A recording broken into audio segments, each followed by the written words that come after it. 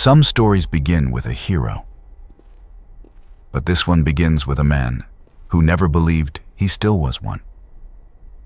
At 38, he tried to live quietly, far from the shadows of the Marine he used to be. Yet the scars he carried were the kind that never stayed silent. Only his German shepherd sensed the truth. Danger doesn't always roar. Sometimes it waits, breathing softly in the dark. And on a rainy night in a forgotten corner of town, the dog's instincts whispered before any human could understand. A trail appeared, one tied to betrayal, buried missions, and a father's secret no one was meant to uncover. By the time he realized the past had come hunting for him again, it was already too late to run. Before we begin, tell me, where are you watching from tonight? And if you believe some stories are meant to be remembered, don't forget to like this video and subscribe to the channel. The wind off the Atlantic crept into Silver Pines the way old regrets crept into a man's chest. Quiet, insistent, impossible to shut out completely. It slid between the warped boards of Pier 3, rattled a rusted sign that read, "Fisherman's Rest," and pressed its cold face against the windows until the glass fogged with breath and memory. Inside the bar, the light was warm and low, amber bulbs casting soft halos over scarred tables and framed photos of men in uniform. The place smelled of fried fish, beer, lemon cleaner, salt, and something older, gun oil and the ghosts of nights when laughter had to fight for space. Ethan Ward and Rowan. Ethan Ward sat near the far end of the bar, where he could see both the door and the long mirror behind the counter. He had the build of a man the Marine Corps once spent serious time molding. Tall, broad-shouldered, arms strong under a plain gray t-shirt. His short, dark brown hair carried streaks of tired silver at the temples. His eyes, storm gray blue, held the weight of things he'd never said out loud. His left leg, braced beneath worn denim, forced him into a slow, deliberate walk. He didn't drift through rooms anymore. He moved along edges, always touching something solid. At his feet lay Rowan. Rowan was a 4-year-old German shepherd with a sable coat of deep black and storm gray, broken by a crooked arrow-shaped patch of pale fur on his chest. His amber eyes swept the room in quiet, disciplined arcs. One ear tracked the jukebox, the other monitored the door, and his nose moved constantly, tasting the air like it whispered secrets only he could hear. To the regulars, Rowan was part of the bar. To Ethan, Rowan was the rope a man clings to when he's too tired to drown. The young Marines tonight at the bar was busier than Ethan liked. A cluster of young Marines had claimed 3 tables. Their laughter rose and crashed like waves. Deployment rumors, training stories, borrowed swagger. Private First Class Jace Holloway sat at the center, 20 years old, tall in the unfinished way youth often is. His jawline was sharp but not fully carved, his hazel eyes restless, his short hair cut in a high and tight that gave him more confidence than experience. Next to him was Corporal Mason Caldwell, shorter, compact, pale skin dotted with freckles, brown hair cropped close. He watched more than he talked. His eyes were steady, as if he'd already seen something he wished he hadn't. On Holloway's other side sat Lance Corporal Danny Ruiz, broad-shouldered, friendly-eyed, the kind of Marine who cracked jokes to avoid thinking too hard about anything heavy. Marty Delgado, the bartender behind the counter, stood Marty Delgado, early 50s. Silver hair pulled into a short ponytail, olive skin weathered like driftwood. A faded navy anchor curled around his forearm. He polished glasses without rushing, a man who'd learned long ago that letting silence breathe saved more fights than shouting. Ethan noticed Marty glancing toward the door again and again. Trouble had its own smell. The man in the wheelchair. Then the door opened, A gust of fog swept in along with an old man in a wheelchair. The chair was metal and worn from decades of use. The man inside it wore a brown field jacket pulled tight across shoulders that were still broad, still straight. His skin was sun-spotted, weathered. His white hair was cropped close, his jaw clean. His eyes, pale blue, were sharp enough to slice through a lie. He rolled in with the quiet confidence of someone who'd entered more dangerous rooms than this and survived them all. Marty moved before Ethan even breathed. "Evening, Sergeant Major," he said with reverence. The old man nodded once. "Evening, sailor." He took a small table by the window. Marty brought him whiskey without asking, and Rowan watched every second. The dog lifted his head, nostrils flaring. His tail didn't rise, didn't stiffen. He simply stared with the focus of a creature sensing something beneath the skin of the world. Ethan felt the tension ripple through Rowan's muscles. Rowan stood suddenly. He took 3 slow steps forward, not toward the door, not toward the young Marines, toward the old man. Then Rowan released a single, soft once, a sound Ethan had not heard in years, a sound the dog made only in places soaked in old blood and unfinished stories. It was the sound he made the night they stumbled into the valley overseas. The night no radio worked. The night Ethan learned ghosts weren't just metaphors. A chill crawled up Ethan's spine. Rowan wasn't looking at the old man. He was looking at Ethan and the old man, as if seeing a thread between them neither man had touched yet. The moment passed, but Ethan knew better. Rowan never reacted without reason. Disrespect begins. It didn't take long for the young Marines to notice the wheelchair. Holloway spotted it first and smirked. "Well, would you look at that? VIP rolling in." Ruiz whispered, "Leave it, man." Caldwell added, "Jace, don't." But Holloway lived for the kind of attention that pushed him into bad decisions. He swaggered toward the old man. Marty froze mid-clean. Rowan tensed. Ethan set his drink down and watched. "Evening, sir," Holloway drawled.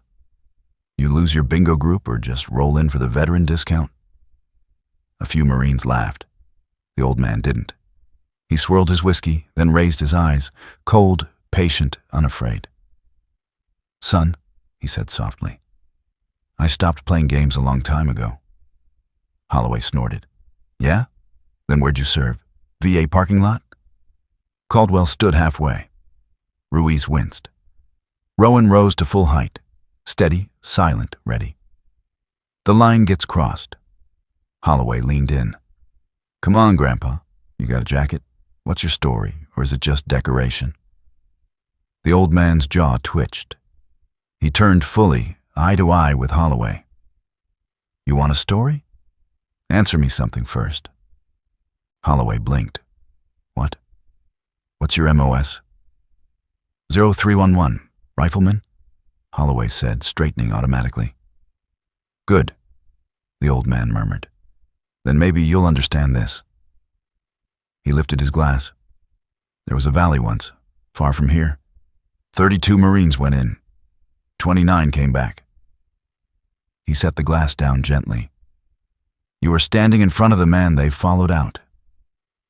Silence rippled across the room. Holloway's mouth opened, but no words came. Ethan steps forward, Ethan stood. Rowan stopped beside him, a sentinel made of muscle and instinct. "That's Sergeant Major Leonard Briggs," Ethan said calmly. "3rd Battalion, 5th Marines, Korangal, Helmand." Holloway paled. Ethan continued, voice steady as stone. "He didn't just bring 29 back.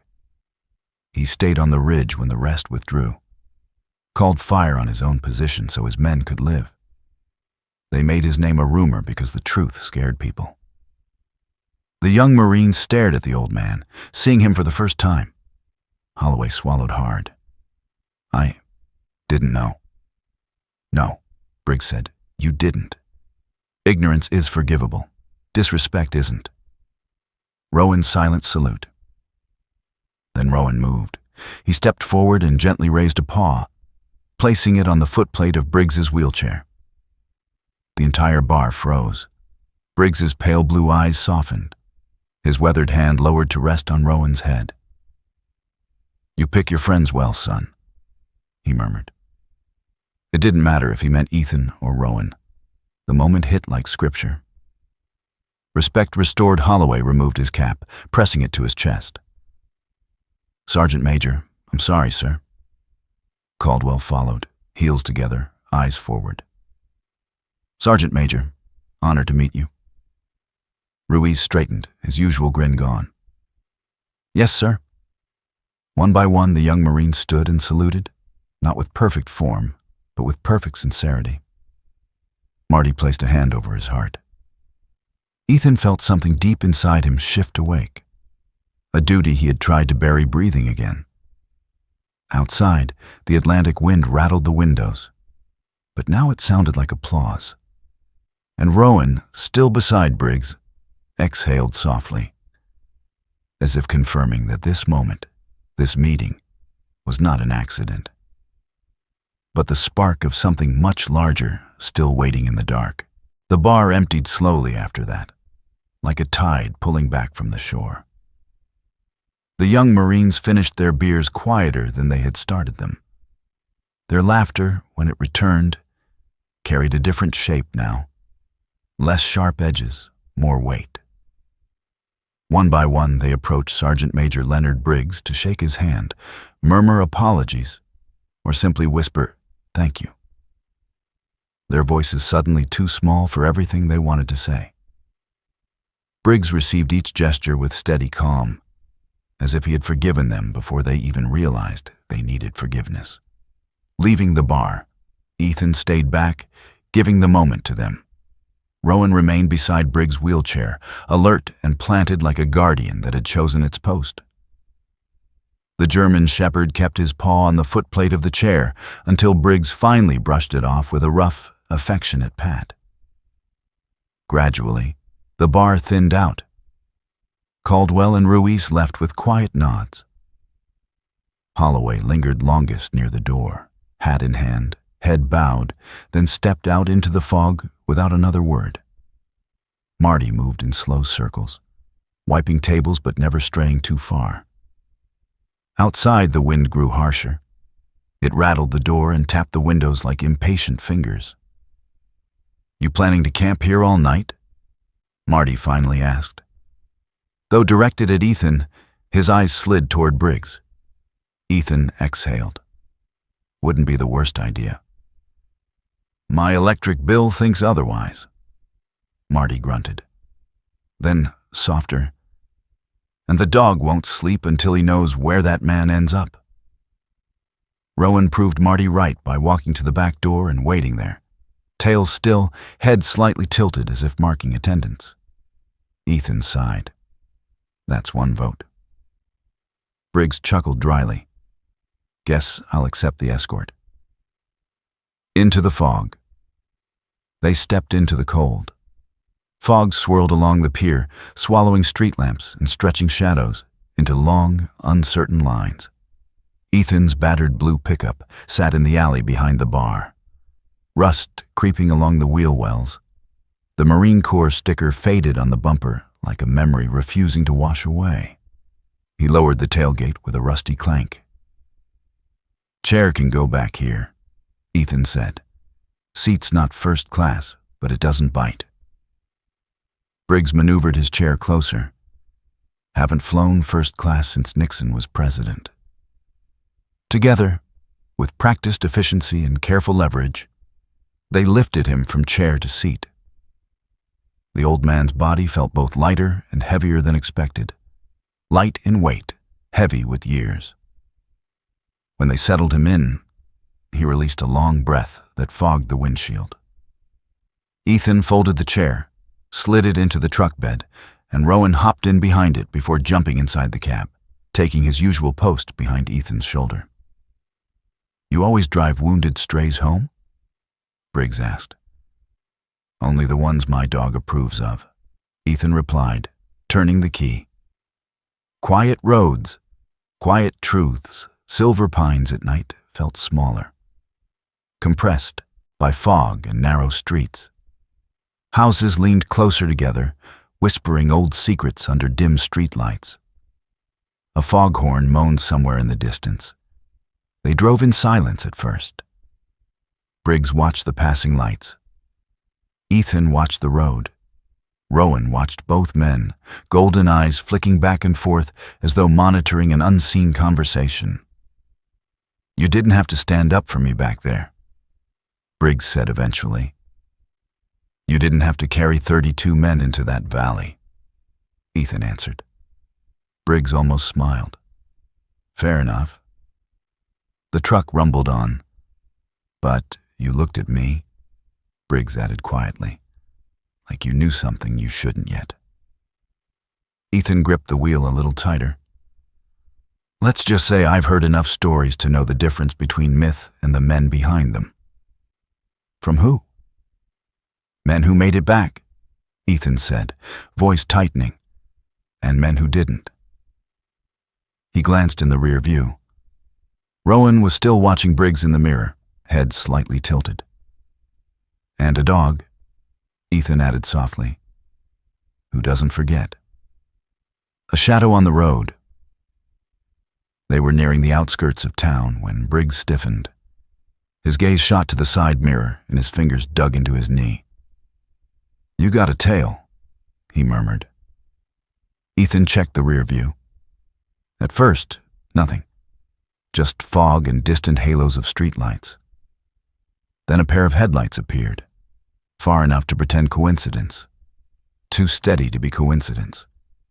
It had turned when they turned, slowed when they slowed. Maybe they just live out here, Ethan offered, half-heartedly. Rowan disagreed. His muscles stiffened.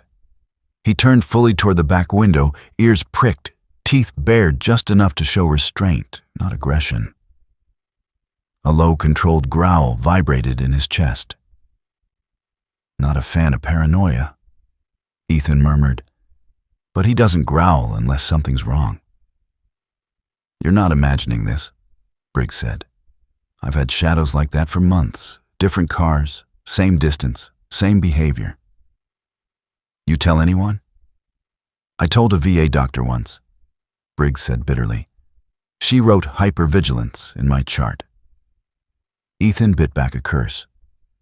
The car behind them blinked its headlights. 2 long flashes, 1 short. A pause. Repeat.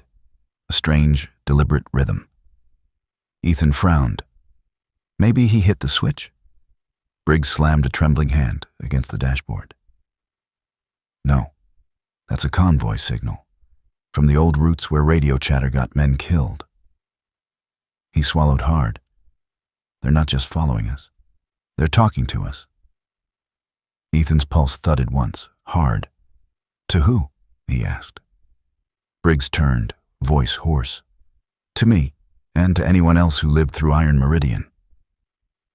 The name landed like cold metal between them. Even Rowan reacted, ears snapping forward, growl deepening. Iron Meridian, Ethan repeated. That mission was sealed. Exactly, Briggs whispered. Sealed and buried. The apartment complex, Ethan tested the tale by weaving through 2 side streets, taking sharp lefts and slows. The headlights followed. Not closer, not farther. Just there. Watching. When they reached Briggs' apartment complex, a squat, tired building with peeling paint and a lonely buzzing lamp, the car drifted past the entrance like a shark cruising the edge of a pier. Not attacking, not fleeing, just observing. Rowan tracked it with his whole body until it vanished. Ethan cut the engine. Silence slammed into the cab. They won't come tonight, Briggs said softly. Watching is safer than acting, and now they know who walked me home. Ethan clenched his jaw. Why not knock? Why not confront you? Because they don't want answers, Briggs said. They want silence that looks like old age and bad memory. He shifted toward the door. Come inside. If you're going to have a target on your back for driving me home, you might as well know why. Ethan hesitated. Every instinct screamed, turn around. Walk away. Then Rowan leaned forward from the back seat and rested his head on Ethan's shoulder. Quiet, steady, heavy with meaning. A vote. Ethan opened his eyes. All right, he said. Let's get you in. He helped Briggs down, steadying his own injured leg, and together they rolled toward the dim stairwell of the apartment building. As they crossed the parking lot, Ethan felt it again, that long, familiar prickle at the back of his neck. The past hadn't followed him home. It had been waiting for him. Leonard Briggs' apartment was smaller than Ethan expected, but it carried the quiet order of a man who had lived a long time with chaos and decided it was no longer welcome under his roof. The living room was a narrow rectangle with beige walls and a sagging couch pushed against one side. A single bookshelf stood opposite, crammed with dog-eared paperbacks, war memoirs, history texts, and battered crime novels.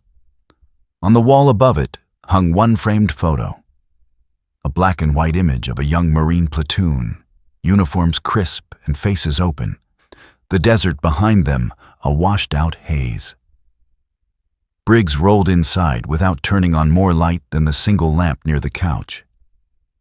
The yellow glow threw long shadows across the floor. Ethan followed, his limp sharper after the cold outside, and Rowan slipped in behind him, nose already working, mapping the room with precise, soft inhales.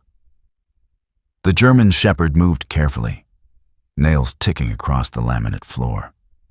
He sniffed the table legs, the couch edge, the lower shelves, then paused at the bookshelf, ears twitching toward the framed photo before drifting back to Ethan with a quiet huff, like he had recognized something he couldn't explain.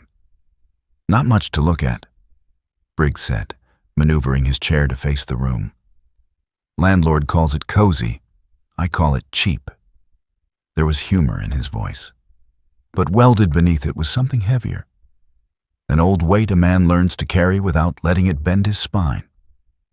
Ethan lowered himself onto the couch with a slow exhale, his bad leg throbbing. He glanced around. There were no medals, no plaques, no flags behind glass. Just a single sun-faded photo on a side table, half-cropped, edges worn by years of handling. I've seen guys turn their living rooms into shrines, Ethan said. You don't seem the type. Shrines are for the dead, Briggs replied. I still wake up breathing. Most days, that's enough. He studied Ethan briefly. You don't like being here. I don't like being anywhere. I don't understand the exits, Ethan said. And I really don't like being followed. Briggs nodded. Then let's give you something real to hate. He gestured down the narrow hallway. Help me out. Ethan pushed himself up and moved behind the chair, steering Briggs carefully toward the bedroom. Rowan followed like a silent shadow. The bedroom was small, neatly made bed, a worn dresser, a small desk beneath a window overlooking the dim parking lot. In the far wall, a closet door with a brass knob. Open that, Briggs said. Ethan did. Inside wasn't clothing. It was an improvised storage nook stuffed with plastic crates and an old olive-drab footlocker scarred at the corners. On top sat a green plastic box with duct tape across the lid. Briggs pointed. That one. Ethan set it on the bed. Briggs popped the latches with practiced fingers. Inside were bundled folders, a small black notebook, and a scratched metal case the size of a paperback. Rowan moved forward, sniffed once at the edge of the box, then backed away, ears slightly pulled back, something wary flickering across his posture. He doesn't usually do that, Ethan muttered. Smart dog, Briggs said. He can smell lies, maybe secrets. He tapped the folders. "This is Iron Meridian, what's left of it." Ethan froze. He had heard the name whispered in rumors, never spoken plainly. Briggs continued, voice low. "Orders, comms logs, mission updates. Enough to prove Iron Meridian wasn't a sacrifice. It was an abandonment." Ethan swallowed. "Tell me. From the start." Briggs looked to the window for a long moment before beginning. "Iraq, 2003.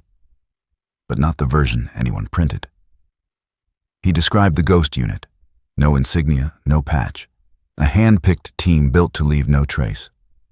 The mission: extract 2 high-value hostages from a faction unnamed in public channels, but feared in private ones. "We were sold heroics," Briggs said. "They needed us to board the helicopters smiling." The insertion was chaos, masked by darkness. Sand-ripping skin, radios crisp, the desert colder than expected. The first contact broke everything. Intel was wrong. Instead of 20 hostiles, they found over 100, shadows moving in every direction. "We got pinned in a courtyard," Briggs said, eyes distant. Radio calls went out. "First 10 minutes, reinforcements were coming. Next 10, the language changed. Complications. Rerouted. After that, silence. The silence of men already written off." Briggs reached into the box and pulled out a set of dog tags. He held them out. "Read the name." Ethan angled them under the lamp. CPL James Ortiz, USMC. The room spun. "No," Ethan whispered. Ortiz was... A memory slammed into him. Another battle, another valley. Ortiz bleeding out in his arms, radio screaming retreat, dust thick enough to taste. Ortiz's stubborn eyes refusing to close. A young Marine who gave Ethan the last minutes he barely survived. "You were there," Briggs said softly. Different flank, same buried truth. Rowan pressed against Ethan's knee, sensing the tremor, eyes locked on his handler with instinctive concern. Briggs continued, his voice roughened by old wounds. "Ortiz stayed with us when the outer cordon broke. He bought us time. Command called it a contained loss. I kept his tags because he deserved more than a line on a report." Ethan's hand tightened around the metal until it bit his skin. Briggs then spoke of the aftermath. The ceremony held for men considered dead, the folded flags, the speeches. All while he was still alive, crawling out of the desert with the hostages after the mission had already been declared closed. "Easier to hide one survivor than admit the mission," Briggs said. Ethan stared at the metal case. "You could have exposed them. And then what? My wife would lose her husband to a black cell. My daughter would grow up with a ghost instead of a father. Keeping silent was survival. For them." He looked at the frayed family photo on the table. "They're gone now. So the equation changed." Rowan suddenly lifted his head sharply. His ears stood tall, nose pointing toward the front door. A low rumble vibrated in his chest. Ethan straightened. "Rowan?" The shepherd moved closer to the door, muscles tight, tail stiff, not aggressive, but alert in a way that meant danger. From outside came the faint sound of car engines, a door shutting, footsteps on gravel. Briggs's expression didn't change, but his voice did. "You said they followed me for months," he said. "Tonight the car behind me didn't feel like it was just for me." Ethan tried to move, instinct screaming to pull back, to run, to hide. And Rowan stepped in front of him, blocking his path with gentle, immovable resolve. "Move," Ethan whispered. Rowan didn't. His eyes flicked to the door again. Then he released one sharp bark, short, controlled, decisive. A warning. Briggs looked toward the hallway. "You feel that?" Ethan nodded slowly. Whatever truth they had opened in this small room had just reached the outside world. and something in the darkness had decided its waiting period was over. Rowan stood guard, breath steady, eyes fixed on the door. And Ethan understood. Iron Meridian had never been a closed chapter. It had only been hiding its next page. Rowan's bark still echoed inside the small apartment. When Ethan moved toward the front door, his muscles tightening in instinctive readiness. The shepherd planted himself firmly between Ethan and the hallway. Body rigid, tail lowered, ears slicing the air toward the noise outside. It wasn't aggression. It was the kind of tension that only came when danger had a shape and a direction. Briggs wheeled himself slightly closer, shoulders squared despite his age. The lamplight caught the sharp lines of his weathered face. Sunken cheeks, a jaw that hadn't softened over time, and eyes that carried too much desert and too little forgiveness. "Kid," Briggs said quietly, "your dog knows something we don't. And if he's reacting like that, we damn well shouldn't be standing near the door." Ethan inhaled slowly. The old memories, the gunmetal taste of adrenaline, the sensation of someone unseen tracking every breath, rose like ghosts. He stepped back, fingers unconsciously tracing the scar tissue beneath his pant leg. Rowan moved with him, shifting to keep his body angled toward the threat. Outside, the hallway went silent. That silence was worse than footsteps. Silence meant precision. Silence meant training. Silence meant they weren't here to talk. Briggs gestured toward the bedroom. "Lights off. Move slow. They want to catch us in the open." Rowan's head jerked toward the window next. A soft growl rumbled in his throat. Ethan crossed to the blinds and tilted them just enough to look into the fog-thickened parking lot below. 3 silhouettes, dark jackets, no reflective patches, no identifiable logos, cars idling behind them with headlights off. One man held something small in his left hand, metal glinting faintly. Not a weapon, a device. "They're triangulating," Ethan muttered. "Probably the phone signal you called me with." Briggs exhaled sharply. "Thought I switched that thing off." "You did," Ethan said. "But switching off doesn't erase the breadcrumb." Rowan pressed himself against the window frame, nose tracing the edges of the glass like he was mapping the threat through molecules alone. His eyes narrowed into focused slits. Ethan swallowed. They know exactly which unit they need. A sudden knock, too soft, too polite, too deliberate, broke the silence. "Mr. Briggs?" A calm male voice called through the door. "We need a word." Briggs's jaw locked. "They want me alive." "Yeah," Ethan said, "but only long enough to see what you know. After that, they don't need details to disappear you." Rowan stepped forward, claws clicking on the laminate floor, his body low and controlled. Every hair on his back stood stiff, but his movements were precise, a predator preparing, not panicking. Ethan recognized the shift. It was the same stance Rowan took when he sensed an ambush in the woods last winter. The same stance he took before finding a missing child buried under snow. Rowan was reading the air like scripture. The knock came again. A second voice joined. A woman this time, tone-clipped and professional. "Open the door, Mr. Briggs. We're here under federal directive." "Federal, my ass," Briggs muttered. Ethan moved toward the kitchen counter, scanning for anything useful. Briggs, watching him, gave a thin smile. "You planning on fighting them with a toaster?" "I'm planning on surviving," Ethan replied. Rowan let out a single huff, sharp and warning, his gaze cutting toward the hallway like a blade. Ethan followed the stare. The bottom edge of the apartment door flexed inward, just slightly.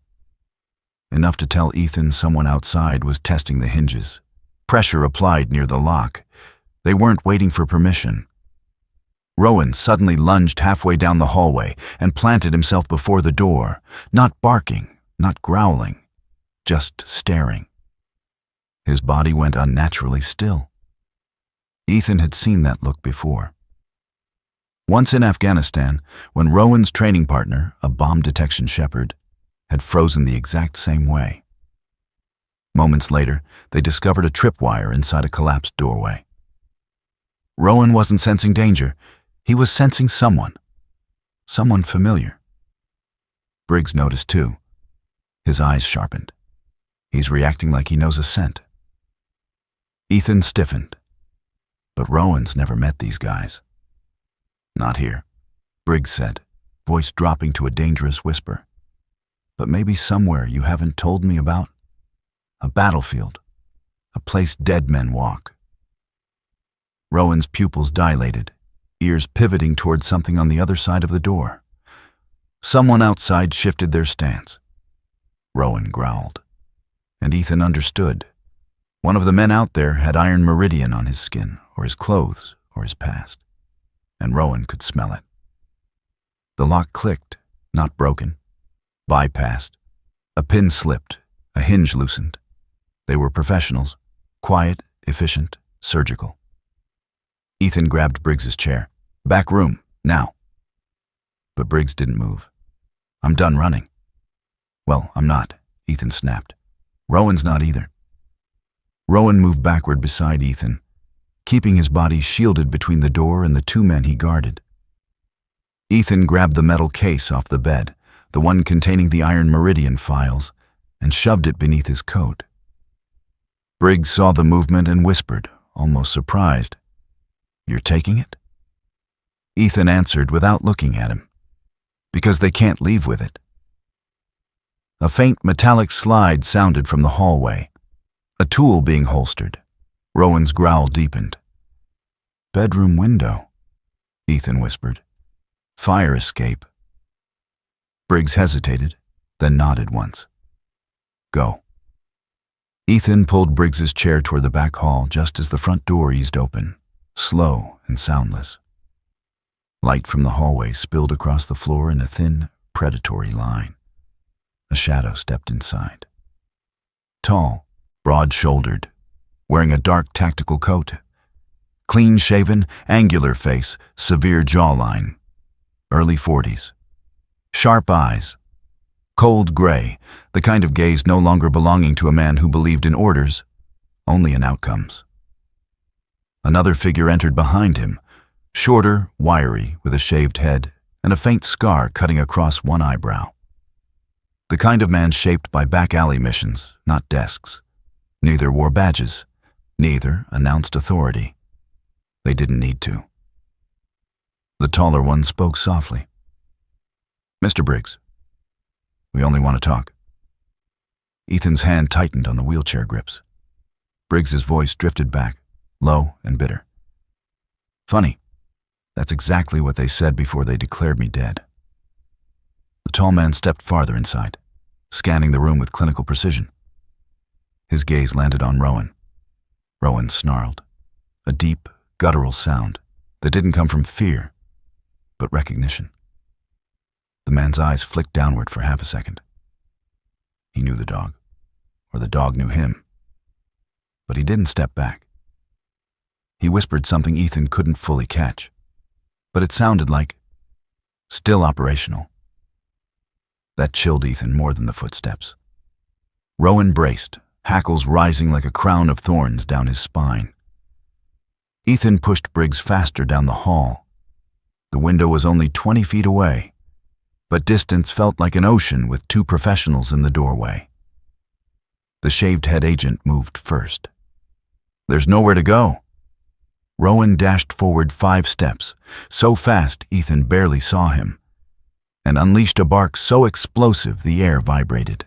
Not an attack, a warning, a command, a line drawn in instinctual stone. It stopped the agent in his tracks. The tall man lifted a hand. "Stand down, all of you."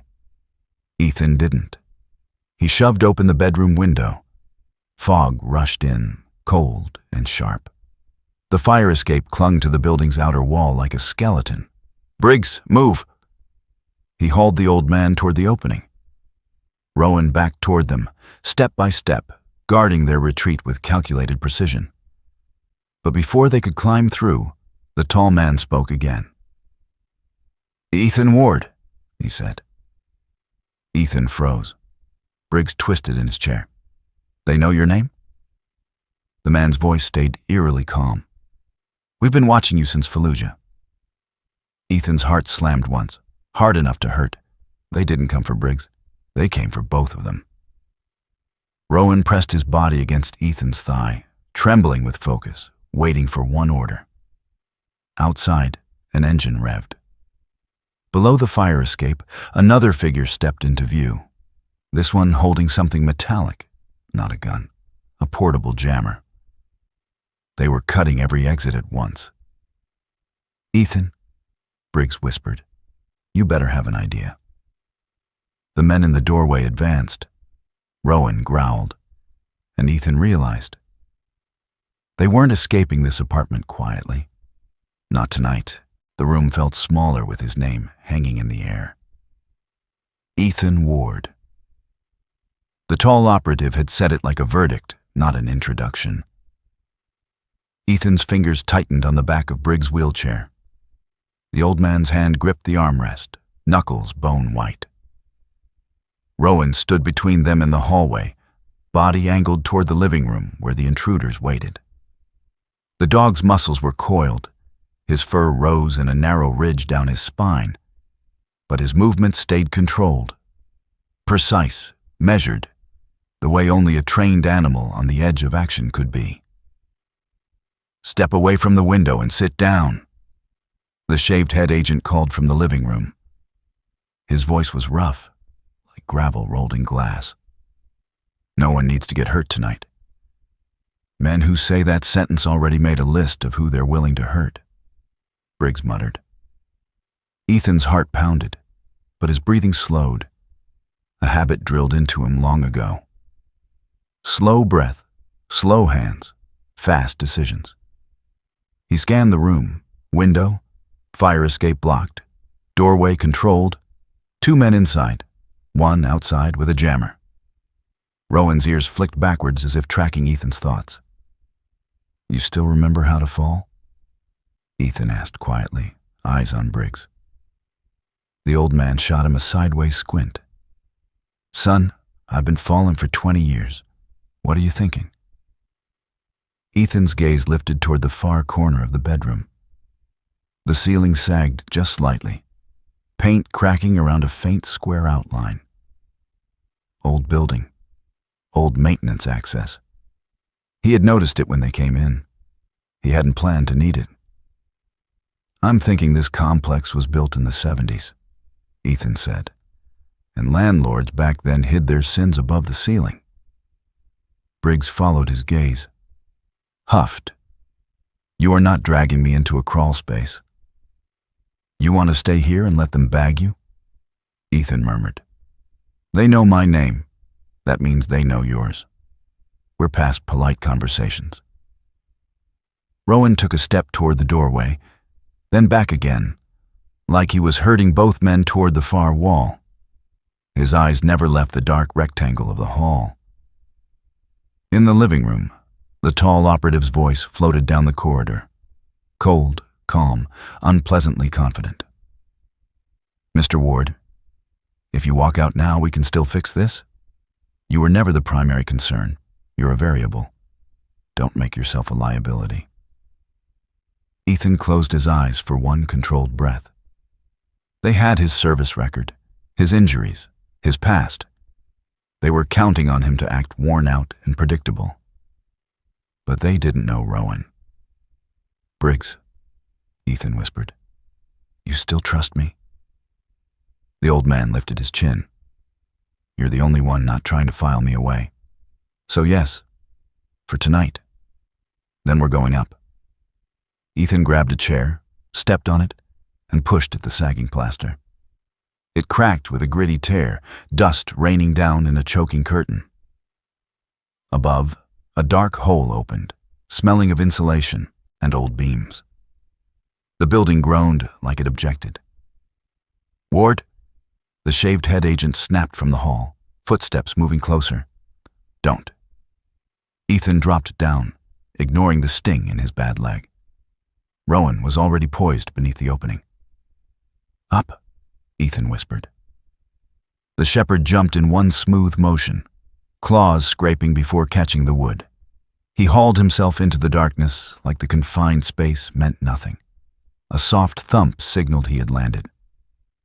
The agent reached the bedroom threshold, saw the hole, and froze. "Seriously?" he muttered. "We're doing this?" "Turn your lights off," the tall one ordered. "He's ex-Marine. He's going to use the angles we hate." Ethan didn't wait. He climbed up, pain lancing through his injured leg, but he used Rowan's steady presence to anchor himself. With a final push, he pulled into the crawl space, rolling onto dusty boards that creaked like old bones. Below, Briggs sighed. "They're going to shoot through the door." "Not yet," Ethan whispered. "They don't know which type of ghost they want to be, lawful or feral." Rowan crawled ahead, nose leading. Ethan reached down. "Your turn, Sergeant Major." Briggs stared up at the hole, laughed softly. "They told us we'd be above it all one day. Didn't think they meant this literally." Ethan hooked his arms beneath Briggs's shoulders. The old Marine pushed with his remaining strength, boots scraping the wall. For a moment, his weight almost tore free, but Ethan gritted his teeth, fighting gravity and age. "Hang on," Ethan hissed. "You drop me," Briggs rasped, "and I haunt you." Together, with Rowan backing up to make room, they got Briggs onto the boards. The old man lay gasping in thick dust. "Next time," he wheezed, "we take the elevator." Below, the door frame splintered. "Flash it," the tall operative said. A harsh beam sliced through the bedroom, bright, surgical, sweeping across furniture, bed, wheelchair, walls, then locked on the hole in the ceiling. "He's using ghost roots," the scarred agent muttered. "He's not a ghost," the tall man replied. "He's loose. The scent of something older than the hunt." In the crawl space darkness, Rowan stopped. Every muscle froze. He stared into the shadows like something stared back. He sniffed once, long, careful, then whined in a soft, eerie note Ethan had only heard once before. Years ago. At the burned-out edges of a forward operating base, where something terrible had happened long before they arrived. Rowan nudged the beam with his paw. Ethan reached out. His fingers brushed something smooth and cold taped to the wood. A tiny black device. Dust coated its edges. Briggs squinted. "Is that what I think it is?" Ethan peeled it off. "Old transmitter, dead LED. This thing's been here for years." Briggs' face hardened. "They've been listening to me that long, not just tonight." Rowan sneezed violently, as if rejecting the smell itself. Ethan pocketed the device. "Then this didn't start with them. It started with whoever signed your death certificate." They crawled forward until the ceiling dipped toward another access panel. Ethan pressed his ear to it, heard washing machines humming. "Laundry room," he whispered. Rowan slipped through first, landing on a folding table. Briggs came next, grunting, but steady. Ethan dropped down last. The room was empty. "There's a side exit," Briggs said. "Used for deliveries." They moved toward it, Rowan pulling Briggs's chair with a secondary harness line. Ethan shadowed every noise. Cold fog washed in when Ethan cracked the door open. Dim light flickered across the back lot. No SUVs, no silhouettes, not yet. "Rowan," Ethan murmured. "Steady. Pull." The shepherd leaned into the harness with smooth, trained strength. The chair rolled silently across the concrete. They hugged the wall, crossing the back lot, then slipped into the alley. Fog drifted like pale curtains around them. Ethan peeked around the corner. Streetlights glowed amber. Cars rolled by. Normal, almost. "We cut across the block," Ethan whispered. "I have a place." Briggs nodded. They reached the sidewalk. Rowan paused to scent the air, every hair along his spine on alert. Ethan felt the shift before he saw it. A black sedan at the end of the block. Headlights flashed once, then darkness. Rowan pressed against Ethan's leg, low growl rumbling from his chest. "They're patient," Ethan said quietly. "That's worse." They walked into the fog, shadows stretching before them. 3 fugitives, hunted not just by the men from tonight, but by something older, deeper, and far more deliberate. Fog clung to the street like it was trying to keep secrets. Ethan felt it bead on his face, damp and cold, as Rowan pressed against his leg. The shepherd's body a warm line of tension at his side. Behind them, Briggs' wheelchair hummed softly over cracked pavement. The old Marine's hands braced tight on the armrests. At the end of the block, the black sedan that had flashed its headlights once sat quiet and dark. A shadow among other shadows. No siren, no engine rev, just presence. Watching, waiting. Ethan steered them toward a narrow side street, a chute of broken concrete and brick that led between an old warehouse and a shuttered convenience store. The alley smelled of oil, wet cardboard, and stale smoke.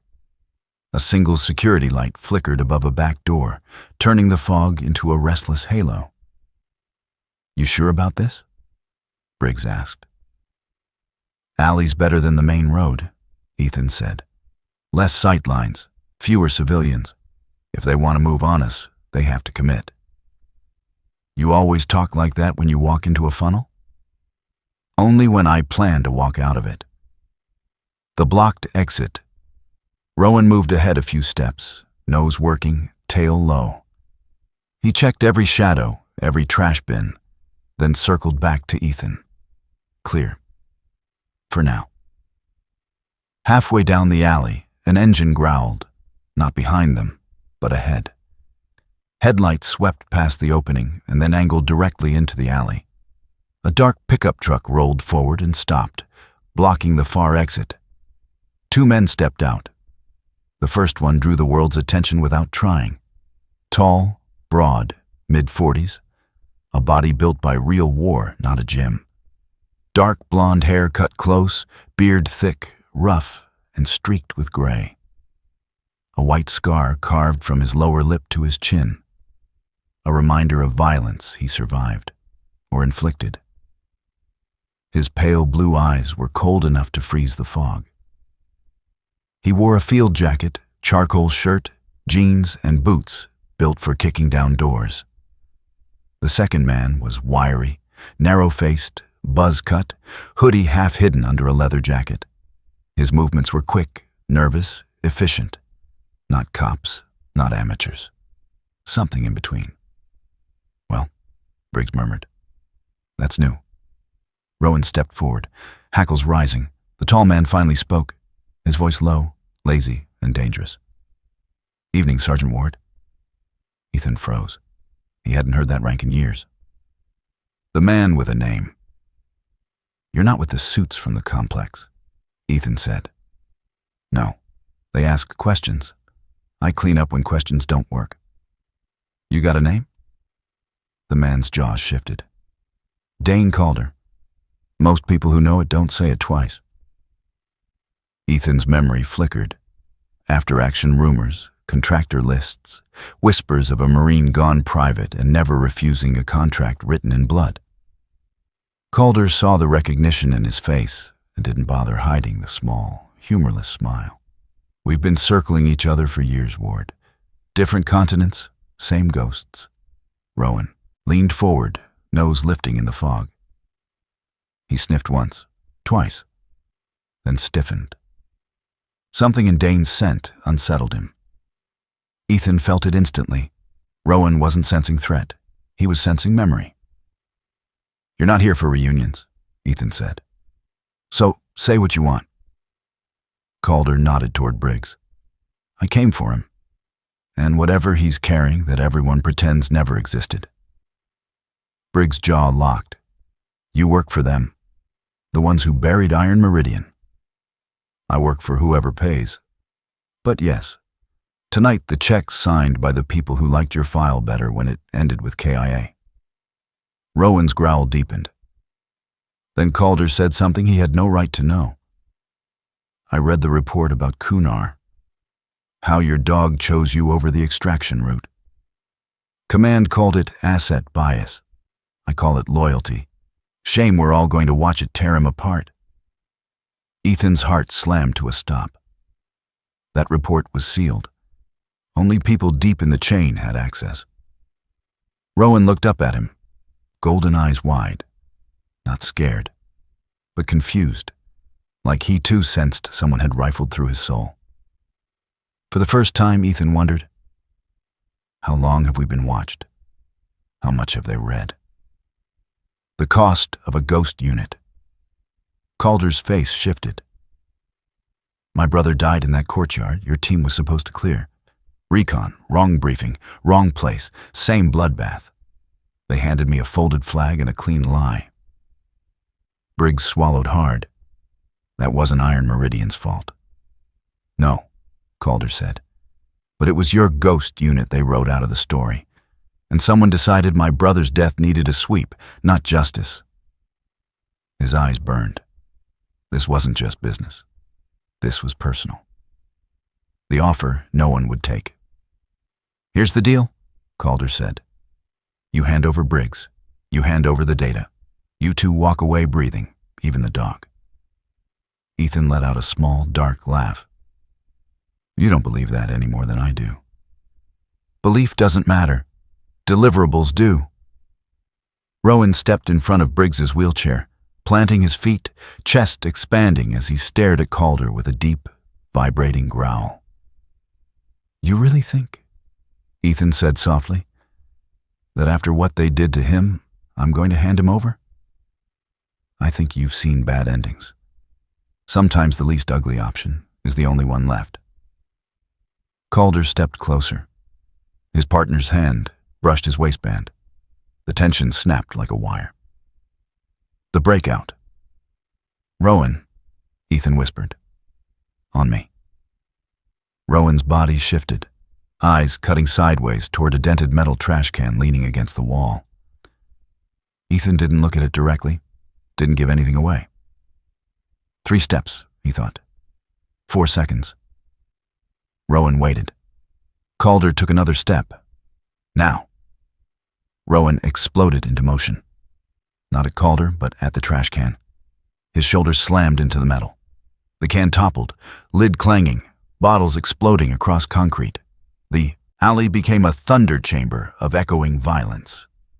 Calder's partner jerked, flinching, half drawing his gun. Calder grabbed his wrist. Not here, idiot. Ethan shoved Briggs's chair toward the warped delivery door. The wheels hit the frame and stuck. Push! Briggs grunted. Ethan heaved. Metal screamed. The chair lurched through. Rowan spun, barking rapid fire, blocking the gap with his body until the last possible heartbeat. Ethan yanked the door shut behind them. A bullet pinged off the metal, ricocheting high. Calder's voice roared through the alley. Tag every exit. Call it in. If we don't bring them in breathing, someone else will bring them in empty. The corridor of shadows. Inside, the loading hall was narrow, concrete and silent, except for Rowan's panting. Emergency lights bled red along the ceiling. Briggs exhaled shakily. I hate to break it to you, but men like Calder, they don't waste 30 seconds. They weaponize them. Then we move, Ethan said. Rowan stepped ahead, nose lifting, testing the air, guiding them toward the next door, a faint glow leaking around its frame. Behind them, a car engine roared to life. Calder wasn't quitting. Rowan chuffed once, low and steady, and walked into the darkness. Ethan followed with Briggs's chair, ghosts rustling in the coat he wore and sins rising behind them like footsteps in the fog. The loading corridor stretched ahead of them like a forgotten artery beneath the city. The walls, painted an old hospital green, were chipped and streaked with age.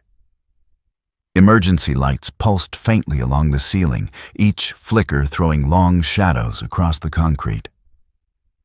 Ethan pushed Briggs' wheelchair steadily, one hand gripping the handle, the other brushing Rowan's back as the shepherd stayed tight at his side. Briggs rolled his shoulders, breath controlled but heavy. "Feels like a place where secrets go to rot. Or get buried," Ethan murmured. Rowan stopped suddenly, nose lifting. His body stiffened, tail lowering but not tucked. A posture that meant alert, not fear. Ethan froze instantly, scanning the dim hall. No footsteps, no voices. Not even the hum of the city above them penetrated the walls. "What is it, boy?" Ethan whispered. Rowan took a slow step forward, sniffed the air again, then looked back at Ethan with a sharp, insistent stare. "Move, but move carefully."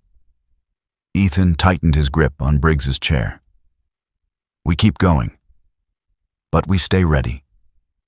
They advanced quietly. The corridor angled right, then widened into what looked like an underground service junction, lined with crates, old pallets, and a rusted rolling cart. A bulletin board hung crooked on one wall, covered with faded papers curled at the edges. Briggs exhaled sharply. "Hell, this place is older than both of us." "You complaining or observing?" Ethan asked. "Both." Ethan would have answered, but something shifted in the darkness ahead, a tiny scrape, like rubber on concrete. Rowan's head jerked toward the sound. Ethan reached instinctively for the small flashlight clipped inside his jacket. But before he could turn it on, a soft voice echoed from the far corner. "Don't point that light at me, Sergeant. I'll take it the wrong way." Ethan spun toward the voice, muscles coiling. Rowan stepped forward with a low, warning growl. A man stepped into the dim glow of the overhead light. He looked to be in his early 50s, maybe younger if life hadn't weathered him like a battlefield. He had a long, narrow face with stubble covering a jaw sharp enough to cut glass. His hair, dark at the roots, gray at the edges, fell in loose, messy waves around his temples. His eyes, pale hazel and deeply tired, held the wary poise of someone who expected danger from every angle. He wore a faded army surplus jacket over a gray Henley, sleeves rolled to forearms, scarred in the way only combat ever marked a man. Cargo pants smeared with dirt, boots worn at the toes. He carried no visible weapon, but his posture told Ethan he didn't need one to be dangerous. He raised both hands slowly, not in surrender, but in a gesture that said he knew how to move around frightened dogs and armed Marines. "Name's Cole Mercer," he said quietly. "Used to patch up people like you long before command decided we were all expendable." Briggs squinted. "Mercer? Like Lieutenant Mercer from the Recon Med Unit?" The man gave a faint smile, one corner of his mouth lifting in a way that held more sadness than warmth. "Yeah," he said. "That Mercer." Rowan stopped growling, though he didn't relax. Instead, he sniffed the air, then tilted his head slightly, as if something about this man's scent was familiar in a buried, fog-of-war kind of way. Ethan kept his voice even. "You're far from the recon zone, Lieutenant." "So are you," Mercer replied. "The man who shouldn't be here." Mercer's eyes moved to Briggs, lingering a moment too long. "You shouldn't be alive," Briggs said, breath catching. "Command reported you KIA. That blast didn't take." Mercer interrupted softly, "Though sometimes I wish it had." Ethan felt a cold line trace down his spine. "How long have you been down here?" he asked. Mercer's gaze drifted across the empty junction. Long enough to know they've been hunting you since the moment you stepped into that bar. Long enough to know Calder isn't your biggest problem. Rowan's ears pricked at Calder's name. His posture tightened again, protective, anxious. Briggs leaned forward in his chair. What do you know? Mercer took a slow breath. That the people coming after you aren't after you, he said. They're after everything you remember, everything they wiped from the record, everything Iron Meridian left behind. His eyes shifted to Rowan, really looking at the shepherd as if seeing something fragile and holy and dangerous all at once. And they're afraid, Mercer added, afraid of what happens if you start talking. Ethan felt the truth in the man's tone. Mercer wasn't guessing. He wasn't speculating. He knew. Deeply, personally, and judging from the shadows in his eyes, painfully. The uninvited signs of danger. Why are you helping us? Ethan asked cautiously. With your skill set, you don't hide in tunnels unless someone erased you too. Mercer gave a faint, humorless laugh. They didn't erase me, he said. They left me alive. That's much worse.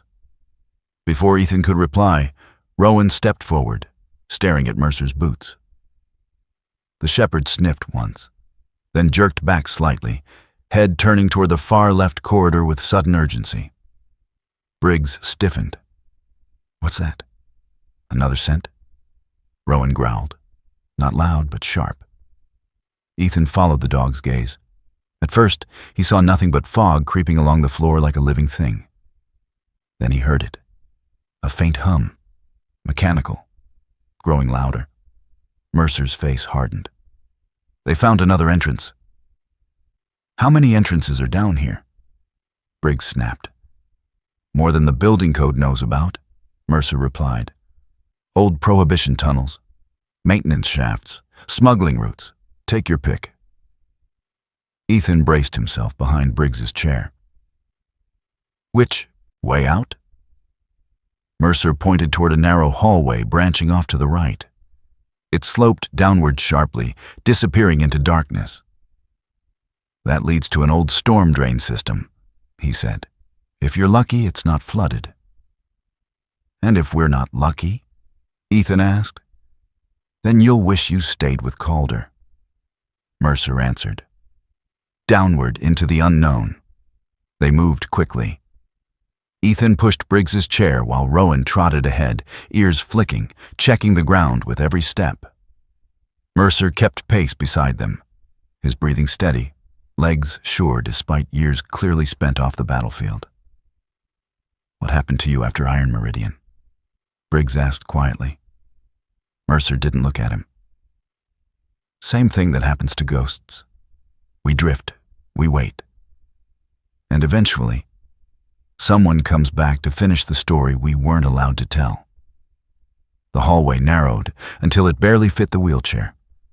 Pipes ran along the walls, sweating cold moisture. The air thickened with damp earth and something metallic. Rowan stopped again. His nose lifted. A low whine escaped his throat. Ethan went still. What is it? Mercer answered without hesitation, voice dropping. Gas. Low grade. Non-lethal, usually used for containment. Briggs exhaled shakily. Well, that's not good. Ethan's grip tightened. They're hurting us. They always herd, Mercer said softly. But they forget something important. What's that? Ethan asked. Mercer looked over his shoulder, eyes glowing faintly under the emergency light. Ghosts don't stay where you put them. The breaking point. The hum grew louder. Rowan barked once, short, sharp, urgent. Mercer sprinted ahead, boots splashing as the floor sloped into shallow water. He pointed to a metal grate covering a storm drain entrance. Ethan reached it. The bolts were rusted but intact. We're going through? He asked. Unless you want to meet the gas team, Mercer said. Ethan leaned in, ready to rip at the rusted bolts. But Rowan did something no one expected. The shepherd pressed his shoulder against the grate and pushed, hard. Metal groaned, screeched, then snapped. The grate swung open, splashing into the drain water below. Ethan felt his breath catch. "Good boy," he whispered. Rowan looked back with eyes burning with instinct and trust, as if remembering something from long ago, something buried, something about tunnels and escape and Ethan. "Go," Mercer urged. "Now." The escape, Ethan lowered Briggs down the concrete lip into the storm tunnel. The chair wheels splashed into cold water. Rowan leapt down lightly, his paws kicking up sprays of mud. Mercer followed last, pulling the grate up behind them. Before it closed fully, footsteps thundered into the hall they'd left. Voices shouted, flashlights cut through the fog. Too late. The grate slammed shut. Darkness swallowed them. Only Rowan's quiet breaths and the distant thunder of pursuit remained. And Ethan realized the truth. Every step forward took them deeper into the world Iron Meridian tried to bury, and deeper toward the people who refused to let ghosts stay dead. The storm drain tunnel wound downward like a fractured spine, water rushing along the concrete trough beside them.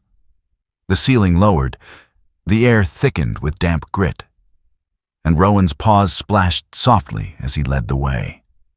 Ethan pushed Briggs's chair with steady force, muscles burning, the dim emergency lights flickering far behind them.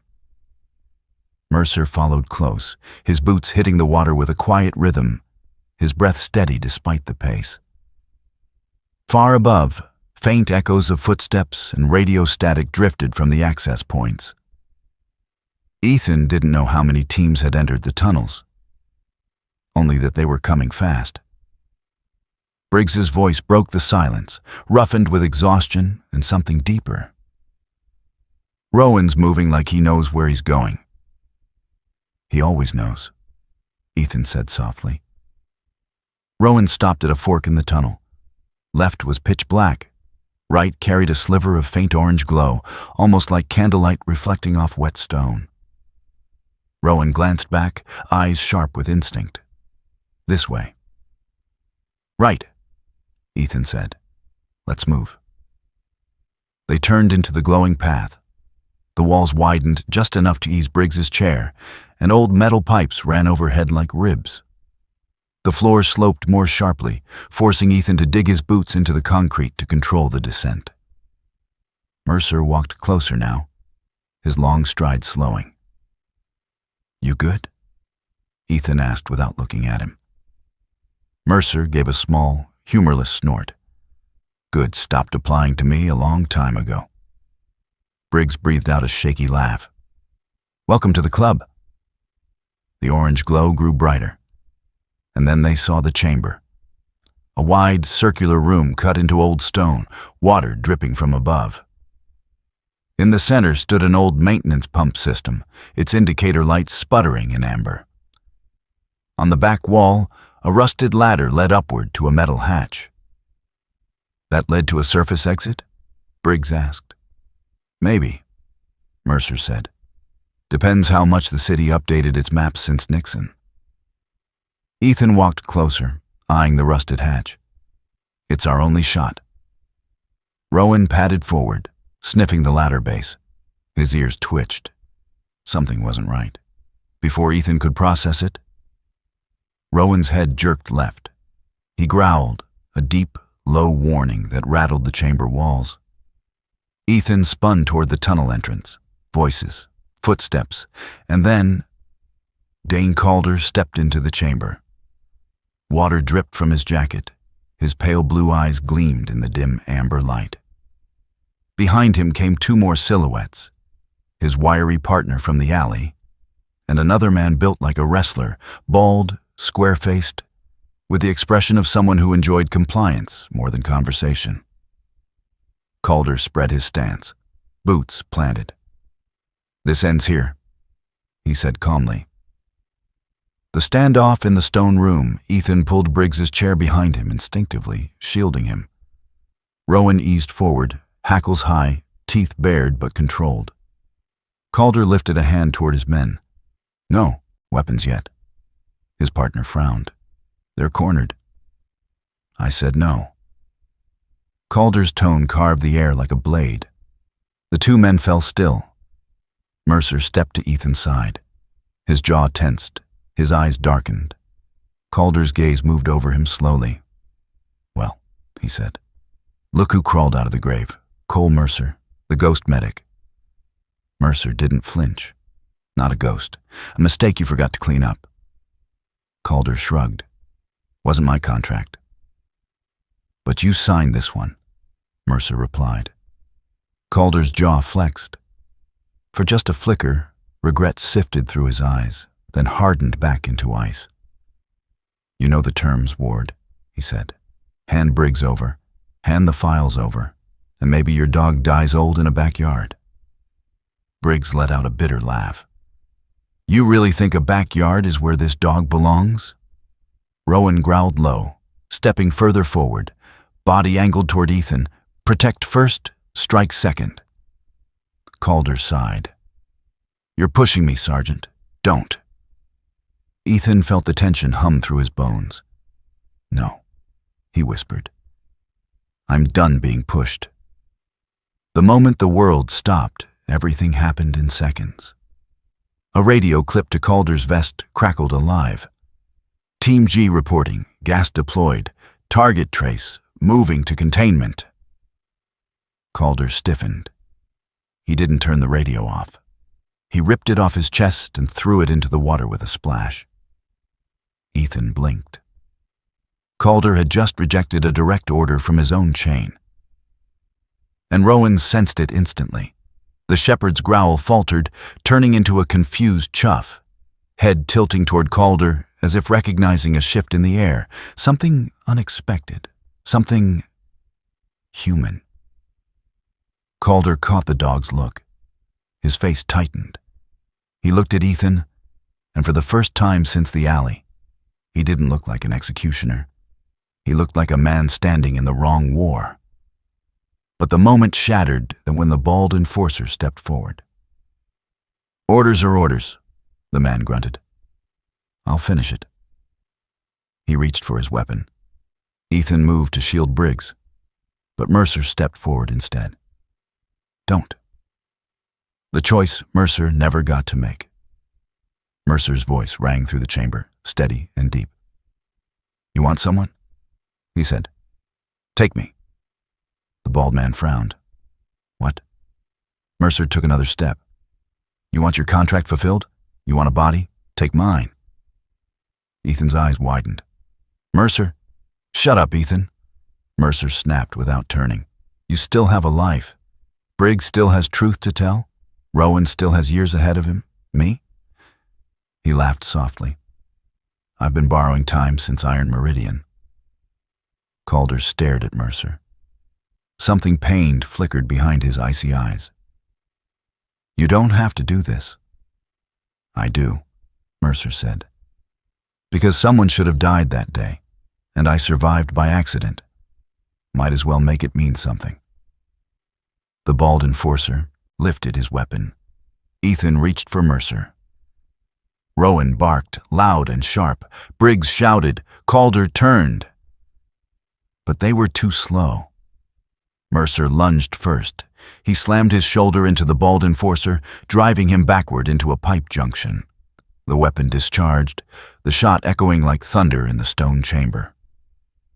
Mercer gasped, staggered, but didn't fall. He pushed again, pinning the enforcer against the wall with a strength born not of muscle, but of final purpose. Go! Mercer roared. Ethan hesitated only a second, then grabbed Briggs's chair. Rowan leapt to Mercer's side, barking in frantic warning as the enforcer struggled beneath him. Calder shouted, Mercer, stop! But Mercer didn't. He shoved the man harder. Pipes groaned, stone cracked, and a massive steel support beam above them, weakened by decades of corrosion, finally gave way. Calder saw it first. Mercer, move! Mercer looked up, smiled once. A small, tired smile. Not this time. The beam collapsed. The cost of survival. The chamber filled with dust and debris. Water splashed up in a great wave. The lights flickered, then died. Ethan shielded Briggs as Rowan pressed close, trembling with instinct and confusion. For long seconds, the world was nothing but darkness, sound, and falling stone. Then silence. When the dust settled, Calder stood alone near the edge of the collapse, coughing, bruised, covered in debris, but alive. His 2 men were buried.